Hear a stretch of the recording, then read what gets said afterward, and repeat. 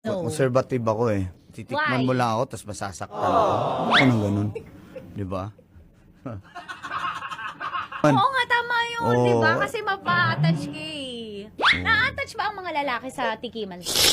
Oo, eh. Tao lang din naman kami. We have feelings also. So, nai-in love, nasasaktan. Tinikman ka lang at sinaktan. Kawawa ka naman, di ba?